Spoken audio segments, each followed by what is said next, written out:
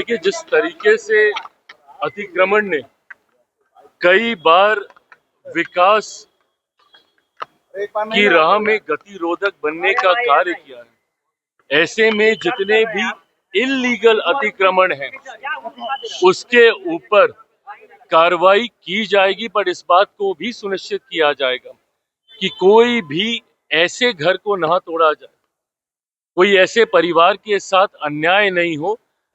यकीनन शराबबंदी एक ऐसी चीज है जिसने शराब की वजह से कई घरों को बर्बाद करने का काम किया है, पर ऐसे में ये कानून पूरी तरीके से धरातल पर उतरे, ये भी जिम्मेदारी सरकार की है। नमस्कार, आप देख रहे हैं न्यूज 4 नेशन। मैं रंजीत कुमार। केंद्रीय मंत्री चिराग पासवान पटना एयरपोर्ट पहुंचे। जब पत्रकारों ने सवाल किया, बिहार में लगातार बुलडोजर एक्शन जारी है और इस पर चिराग पासवान सुनते ही भड़क गए। उन्होंने साफ तौर से कहा कि पहले उन्हें वैकल्पिक व्यवस्था दीजिए, उसके बाद उन पर बुलडोजर चलाइए। क्या कुछ कहते नजर आ रहे हैं चिराग पासवान, छोड़ जाते हैं तमाम बयानों के साथ। चिराग का आज आखिरी चुनाव प्रचार है। यादव ने कहा है कि बंगाल में चुनाव आखिरी प्रचार है, चुनाव प्रचार। तेजस्वी यादव ने कहा है कि बंगाल में चुनाव है तो झाल मुड़ी खा रहे, बिहार में चुनाव था तो मोदी जी सरसों पी रहे थे। देखिए, ये हमारे देश की खूबसूरती है कि देश के अलग अलग राज्यों में व्यंजनों में इतनी ज्यादा विविधताएं हैं और यही स्वाद देश के प्रधानमंत्री होने के नाते हर राज्य के व्यंजन को सम्मान देना, भाषा को सम्मान देना। आप तो सिर्फ नेता प्रतिपक्ष बिहार के जो हैं वो सिर्फ व्यंजन की बात कर रहे हैं, पर मेरे प्रधानमंत्री जिस राज्य में जाते हैं उस राज्य की भाषा, उस राज्य की बोली तक को सम्मान देने का कार्य करते हैं। और यही एक प्रधानमंत्री, देश के नेतृत्वकर्ता की सोच होनी चाहिए। बट जो लोग हमारे देश को जाति में, हमारे देश को भाषा में, हमारे देश को धर्म के नाम पर बांटने की सोच रखते हो, उनको कतई ये समझ में नहीं आएगा कि अलग अलग राज्यों के स्वाद को चखना, उस राज्य को सम्मान देना, उस वहाँ की भाषा को, वहाँ की पहन भूषा को, इन तमाम चीजों को अपनाकर प्रधानमंत्री जी देश के हर एक राज्य को एकता में जोड़ने का कार्य करते हैं। बट जो एमवाई समीकरण बनाकर हमारे देश को तोड़ने की सोच रखते हो जातीयता और सांप्रदायिकता में, वो लोग इस बात को कतई नहीं समझेंगे। बहरहाल इन तमाम चीजों के परिणाम अब बहुत दूर नहीं है। 4 तारीख को परिणाम सामने आएंगे और एक ऐतिहासिक जीत के साथ इस बार एनडीए बंगाल में भी सरकार बनाने जा रही है और साथ ही में बाकी के जितने भी राज्य हैं, पांचों के 5 राज्यों में 4 मई को भारतीय जनता पार्टी के नेतृत्व वाली एनडीए की सरकार बनने जा रही है।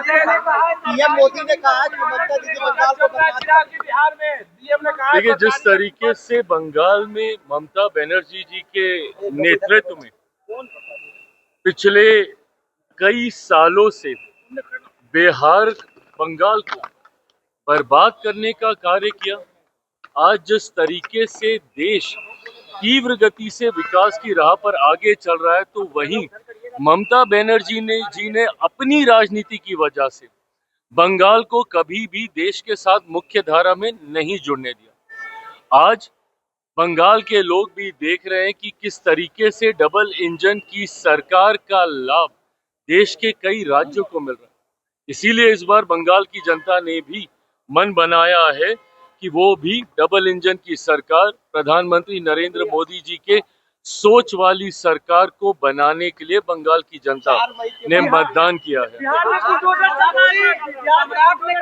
में अब बुलडोजर चलेगा, सरकारी जमीन पर जिनके भी घर बने होंगे उसके ऊपर बुलडोजर चलेगा। देखिए, जिस तरीके से अतिक्रमण ने कई बार विकास की राह में गतिरोधक बनने का कार्य किया है, ऐसे में जितने भी इल्लीगल अतिक्रमण हैं उसके ऊपर कार्रवाई की जाएगी, पर इस बात को भी सुनिश्चित किया जाएगा कि कोई भी ऐसे घर को ना तोड़ा जाए, कोई ऐसे परिवार के साथ अन्याय नहीं हो जिनका जायज अधिकार वहां पर हो।